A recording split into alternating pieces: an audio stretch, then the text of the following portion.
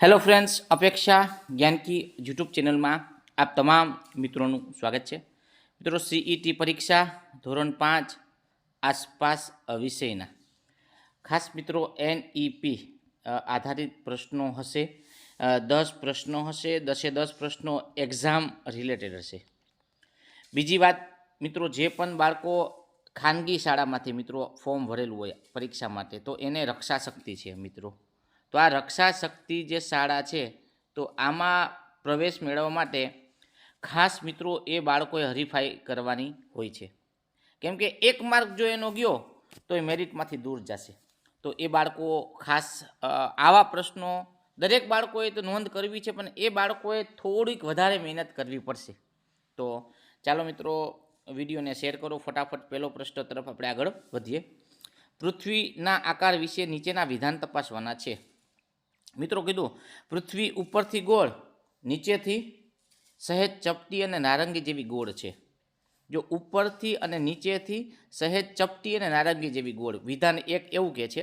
વિધાન 2 એમ કહે છે, પૃથ્વી પરથી આકાશમાં જોતા તે ચોરસ દેખાય. હવે જો પહેલું વાક્ય છે કે પૃથ્વી ગોળ છે, ઓકે, ઉપરથી નીચે ચપટી છે, હા, અને પૃથ્વી પરથી આકાશ જોતા તે ચોરસ દેખાય. તો આ વિધાન 2 આ ચોરસની વાત. તો મિત્રો આવું તો આપણે જોવા મળતું નથી. કદાચ આ વાત સાચી. તો શું થયું મિત્રો? પ્રશ્નનો જવાબ તમે વિચારો શું હોઈ શકે. પહેલાં મેં તમને સમજ આપી, હવે તમે નક્કી ABCD ઓપ્શન નક્કી કરો કયો જવાબ સાચો છે. તો માત્ર એક વિધાન સત્ય છે. આ વાત તમારે પરીક્ષામાં ટીક કરવાની છે, એ જવાબ આવશે. જો સમજાણું હોય તો હા પાડો. હા સર, મને આવા પ્રશ્નો સમજાય છે, મેથડ સમજાય છે, હું જે વાત કરું છું એ પણ તમને સમજાય છે. ચાલો બાળકો, હા લખો. બીજો પ્રશ્ન, સુનિતા વિલિયમ્સના વાળ કેમ ઊભા રહેતા અવકાશયાનમાં? મિત્રો, અવકાશયાનમાં જાય છે ત્યારે સુનિતા વિલિયમ્સના જો ફોટોમાં તમે જોજો, પુસ્તકમાં ફોટો છે એમાં જોજો ને વાળ ઊંચા છે. તો હું એ ખાસ જેલ લગાડી લેશે. ગુરુત્વાકર્ષણ બળ નહિવત હોવાથી, અવકાશમાં પવન ખૂબ ફૂંકાય એટલે, કે અવકાશયાનની અંદર તાપમાન વધુ હોય એટલે. મિત્રો, આ પ્રશ્ન એકદમ સમજ આધારિત છે. સમજ, કેમ કે આ પાઠને આધારે તમારા કોન્સેપ્ટ કેટલા ક્લિયર છે. જો તમે એમને ગોખીને જાશો તો આવા પ્રશ્નનો જવાબ તમને નહીં જ આવડે.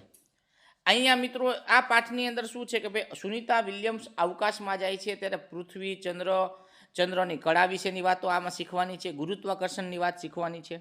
ઓકે, તો ઘણી બધી બાબતો આ પાઠમાં આપણે શીખવાની હતી.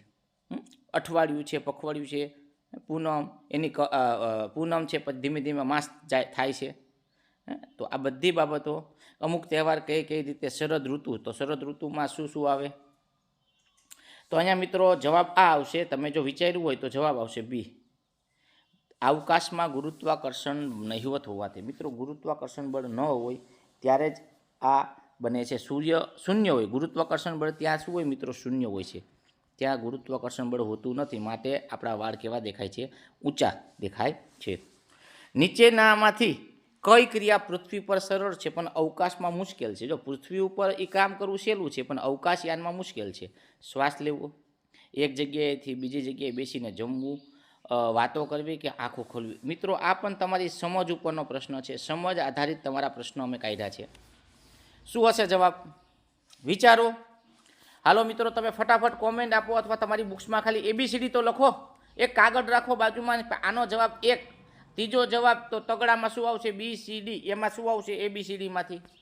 તમે મિત્રો વિચારો અને પછી જવાબ ટીક કરો, અને હું હવે તમને જવાબ કહીશ કે સાચો જવાબ મિત્રો બી આવશે. કેમ કે ત્યાં ગુરુત્વાકર્ષણ બળ નથી. આપણે હમણાં જ વાત કરી, તો એક જગ્યાએથી મિત્રો આ વ્યક્તિ અહીંયા હોય અને અહીંયાથી જાય અને અહીંયા બેસવું એ ખૂબ મુશ્કેલ કાર્ય હોય છે. તો આવા પ્રશ્નોના જવાબ મિત્રો તમને સમજ ઉપર પૂછે તો તમને આવડવા જોઈએ. ઓકે, ત્યાર પછી પૃથ્વીના ગોળા પર દેખાતી રેખાઓને વિશે શું સાચું છે? મિત્રો, પૃથ્વીના ગોળા ઉપર આ જે પૃથ્વીનો ગોળો છે એમાં જે રેખા હશે, તો એની અંદર મિત્રો આપણે ઓપ્શનના આધારે જઈએ. 2 વસ્તુ તમને એ પણ સમજાવી દઉં કે પૃથ્વીના ગોળા ઉપર આ કાલ્પનિક રેખા હશે, તો આ પહેલી કાલ્પનિક રેખા 2 પૃથ્વીના ગોળાના ભાગ કરે ને વિષુવવૃત્ત કહેવાય છે. ઉપર આવશે કર્ક, વક્રવૃત્ત. આ બધા આને અક્ષાંશ કહેવાય. શું કહેવાય મિત્રો? આ બધી અક્ષાંશ રેખા છે. પછી પૃથ્વીના ગોળાને ઊભા જો 2 ભાગ કરવામાં આવે તો આને રેખાંશ કહેવાય. શું કહેવાય છે? રેખાંશ. આ રેખાંશ આધારે આપણે અમુક સમયાંતર અને અમુક આપણે અક્ષાંશ અને રેખાંશ આધારે જે સ્થળ છે નક્કી થતા હોય છે અને માપના ઘણું બધું આમાં શીખવાનું છે. પણ આ લેવલ થોડું આગળ છે. અહીંયા આપણે વાત એ કરવાની અક્ષાંશ રેખાંશની છે નહીં. પણ અહીંયા મિત્રો જો ઓપ્શન આધારે જોઈએ તો આવી કાળી રેખાઓ દોરેલી હોય છે. ખરેખર આ રેખા કુદરતી રીતે બનતો કુદરતી નથી, આ નથી. સરહદો કલ્પના કરીએ, આ રેખાઓ નદીના પ્રવાહ દર્શાવતો કે ના ભાઈ મિત્રો આ જવાબ આવશે. શું આવશે જવાબ? અહીંયા આપણે સી જવાબ આવે છે. જો પૃથ્વી પર ગુરુત્વાકર્ષણ ન હોય તો શું થાય? મિત્રો પૃથ્વી ઉપર ગુરુત્વાકર્ષણ ન હોય તો યાદ રાખો, આપણે હવામાં તરતા હોત, પાણીના ટીપા પર હવામાં તરતા હોત, પૃથ્વી પર કોઈ વસ્તુ સ્થિર રહી શકત નહીં ઉપરની તમામ. તો મિત્રો વિચારો, તો આનો જવાબ તમે જુઓ તો આ બધા જ કારણો જવાબદાર બને, એટલે આપણો જવાબ બનશે ડી. ઉપરની તમામ વસ્તુ ગુરુત્વાકર્ષણ અસર કરે છે. જો ગુરુત્વાકર્ષણ બળ ન હોય તો આપણે હવામાં તરીએ છીએ, વાતે સાચી છે. ઓકે, પછી પાણીના ટીપા પણ હવામાં તરતા હોય, કોઈ વસ્તુ સ્થિર ન રહે, એ બધી જ બાબતો અહીં સાચી છે. હવે વિધાન વાંચો, ચકાસવાની વાત આવી છે. ઓકે, અવકાશમાંથી પૃથ્વી જોતા તે ખૂબ જ સુંદર અને ભૂરા રંગની દેખાય છે. વાત સાચી છે? તો કે હા. પછી અવકાશમાંથી પૃથ્વી પરના જુદા જુદા દેશોની સરહદો સ્પષ્ટ દેખાય. મિત્રો યાદ રાખજો, તમે અવકાશમાં ગયા હોય ને તમને પૃથ્વી દેખાવી એ મોટી વાત છે. એની સરહદ તો મિત્રો આપણે જોઈ શકતા નથી. આપણી આંખો એ સરહદો સ્પષ્ટ જોઈ શકે નહીં. એટલે બી વિધાન ખોટું, એટલે વિધાન એ સત્ય છે. આનો જવાબ આવશે મિત્રો, આ વાક્ય ખોટું છે, આ વાક્ય સાચું છે. હવે આના આધારે તમારે એક સાચું, બે ખોટું, બંને સાચા, બંને અસત્ય, ખોટા. તો અહીંયા શું આવશે? એ. આપણો જવાબ ટીક કરી નાખો મિત્રો, એ આવે છે. સુનિતા વિલિયમ્સ વિશે કયું વિધાન ખોટું છે? મિત્રો સુનિતા વિલિયમ્સ વિશે જો તમને માહિતી હોય તો ખાસ લખી લે.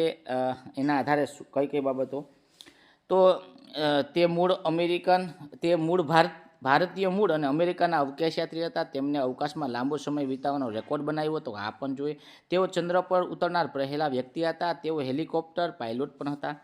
મિત્રો આના આધારે શું વિધાન ખોટું? પહેલાં તો જો ખોટું પૂછ્યું છે. શું પૂછ્યું છે? ખોટું. કઈ કઈ બાબતો સાચી? આ સાચી, આ સાચી, આ સાચી. મિત્રો પ્રથમ વ્યક્તિ ચંદ્ર પર જનાર આપણે સુનિતા વિલિયમ્સ નહોતા મિત્રો. તો કોણ હતું? નીલ આર્મસ્ટ્રોંગ. મિત્રો કોણ હતા? નીલ આર્મસ્ટ્રોંગ હતા. આ હતા ને, એટલે આ વિધાન ખોટું છે. સી. તો આના આધારે જવાબ શું નક્કી થશે આપણો? સી. ખોટું વિધાન પૂછ્યું છે, તો સી જવાબ આવે છે. રાતે અવકાશમાં ચમકતા તારા વિશે કયું તર્ક સાચું છે? મિત્રો હવે જો તારા વિશે તર્ક પૂછ્યું છે, જો બધા પ્રશ્નો તમે એચઓટી પ્રકારના છે, હોટ ક્વેશ્ચન કહી શકાય એવા જ મેં લીધા છે. આજે પરીક્ષાને ધ્યાનમાં રાખીને તમારા માટે આવા પ્રશ્નો બનાવ્યા છે. તારા માત્ર રાતે અવકાશમાં હોય છે. મિત્રો આ વિચારો ખાસ. સૂર્યના પ્રકાશને કારણે દિવસે તારા દેખાતા નથી.